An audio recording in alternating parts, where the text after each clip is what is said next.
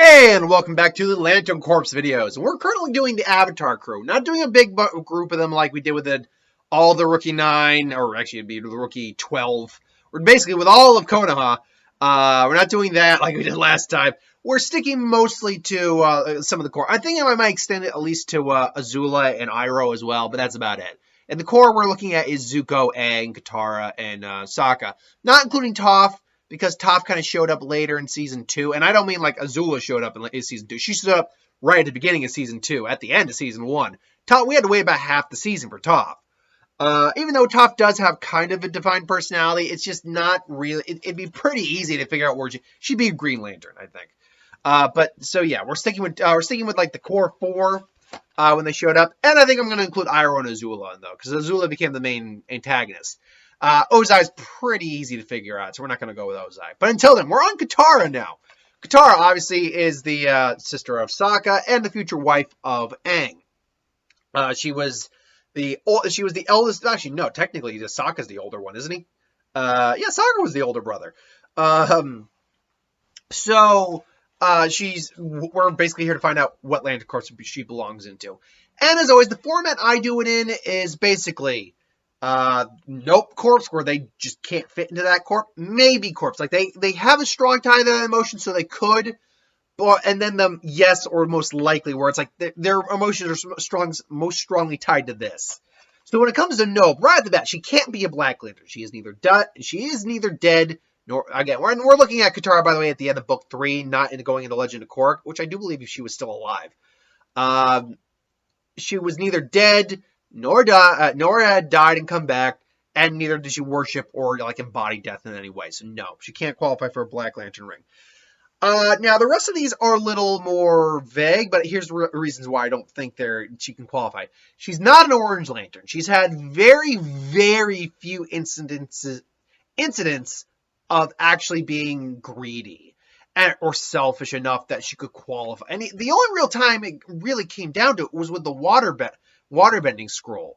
Now, there was the incident where she went after the man who killed her mother, but that was more that she was just hell-bent on her revenge. That was tied more to rage and loss than it was to greed or avarice.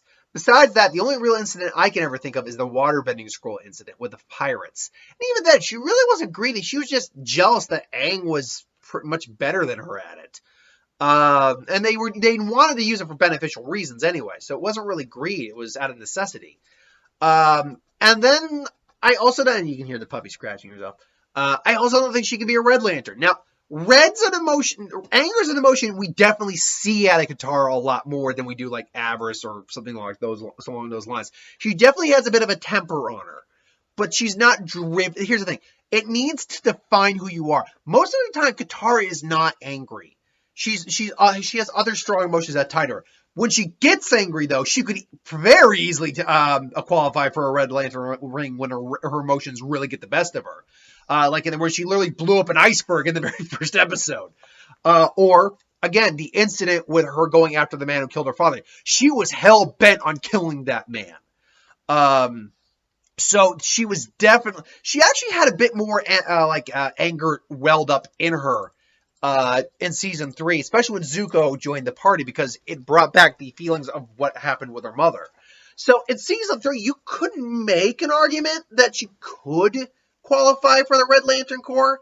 However, I'd say the only real scenario where that would have happened was during the whole mission to oh god, what was the name of it? The name of the episode, because I believe it's named after the crew.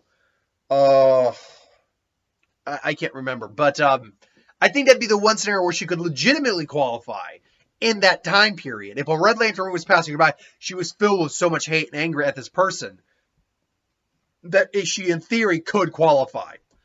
But take that really one scenario out of the equation, not including her temper tantrums, which that would be what they are. Her expressing her real her expressing her anger and a bit of a temper tantrum and blowing stuff up, kind of. So yeah, I'll say that's the only time we would actually see her qualify for a Red Lantern ring. So I can't say she would ultimately. That ends the corpse you can't qualify for ultimately. In terms of the maybes or possible corpse, I will say that the Blue Lantern corpse are a possibility for her. She always seemed like someone who carried a lot of hope with her, who did seem to, like, when she saw Aang, how she never held out hope she could be a good waterbender. She held on to it, hopes that that kept the family going, the family going. Well, their little unit, the Aang gang going. Um, hopes that her and Aang might actually be together near the end. Hopes to save the village. She's very much has hope. I think she could very much be a person of hope. The so it's so it's definitely something she could qualify for. But at the same time, there have been moments where her hope has wavered, where her faith, like her faith in Zuko, for instance, he was able to instill some hope in her, and then he took it away from her. Another instance would be actually, honestly, through a lot of season 3, I would say her hope kind of wavers a bit, just because they're on the lam at that point. So I'll say that her hope does kind of tend to waver off and on a little bit. Then the other Corps I would say she could possibly qualify for is the White Lantern Corps, because she is alive, so she can qualify by that regards, because the White Lantern Corps is Lantern Corps of life. So she because just being alive can technically allow you to qualify.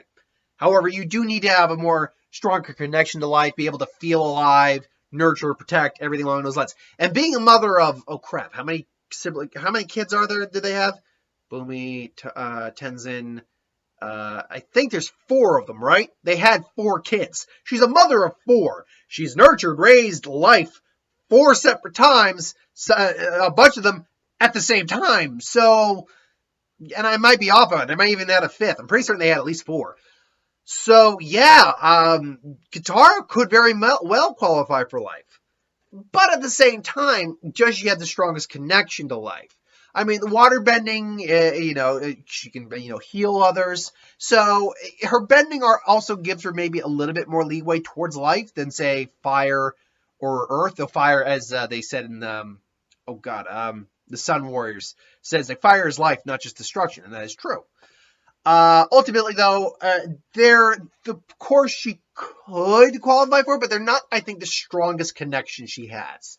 The strongest connections I think she ultimately has are A, Green Lantern Corps. This one was probably going to be an obvious one.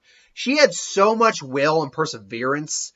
She was basically the only waterbender left in the South Pole. She barely knew anything about it because she could barely do anything with it. But she still strived and tried to be harder. And in the eyes of a patriarchal society where, the men were looking down on women, basically, it's like, just because you're a girl, I'm not going to teach you. She stood her ground, never backed down, and eventually changed basically the mind of that society. And then it goes on further where she, continues to aid, Aang and everything along those lines. Continues to be on the battlefield and be a strong force. Green could fit her perfectly. She does, though, have times where her confidence does waver. Like when she didn't think she was doing, well enough with Toph, for instance. Her confidence or faith in Toph when in season 3. Or whether or not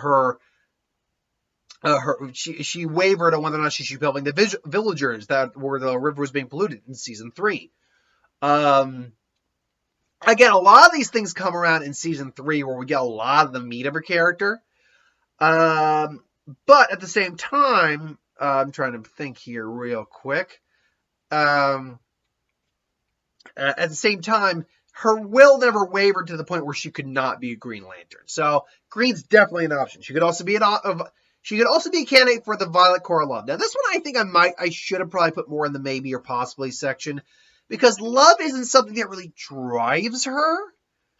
Sure, she falls in love with Aang at the end, but I mean, she does love Aang and Sokka and Toph more and from a familial standpoint, like a older sister, almost motherly standpoint, very pretty much. So you could say that that's been a core feature of her from the start. I just don't know if it's honestly her strongest emotion. I think it's still a candidate for, yes, she could qualify, but I think it's the least likely. Like, of the 4 that I'm going to list off, which you know what the last one is if you know all the Lantern Corps, besides the Ultraviolet, because I don't do the Ultraviolet. They're too new right now for me to really do effectively. It's believed to be powered by sorrow or shame, but there's no proof on that right now. So, or true proof. Like, no one actually said that's what they're powered by. So ultimately, I won't say that's the most likely one, but I will say that it's still possible. However, the one that I honestly think is the big one in the biggest debate, actually not that, I'm sorry, there's 2 other ones. Yellow, because Katara actually always scared people. You ever notice that in Avatar? She always was scary to other people. Like, people she went against were scared. She legitimately, because especially when she mastered waterbending, she was a force of nature. She was a badass. She was a badass. And because of that, she scared the crap out of people. So, definitely she could have been a Yellow Lantern. Absolutely. Now, that being said, she didn't go around trying to inspire fear. Again, in season 3, we see a lot more of her ability to intimidate. Between bloodbending and everything else, yeah. But last but not least, and this is the one I actually think she probably qualifies for the most, is the Lantern Corps with compassion. She has always been depicted as an extremely compassionate individual. She's always there to listen to people. She understands. There are times where she doesn't quite get it, but it's very rare where she doesn't. Again, she didn't understand, she didn't quite understand why she was blowing up an Aang she was wrong for blowing up an Aang. But at the same time, but a few seconds later when Akka, so combined Appa and Sokka, Akka, their love child, Sokka, gave her that look, and then she looked back at Aang and she realized exactly what she did. She's like, oh my God, that's humility as compassion and understanding.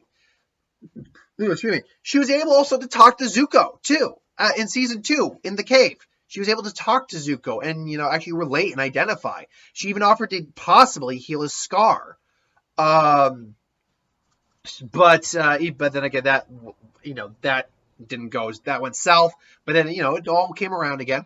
Another example is when, she talks to Toph, that her and Toph finally kind of, get to know each other a little better and get to understand each other a bit better.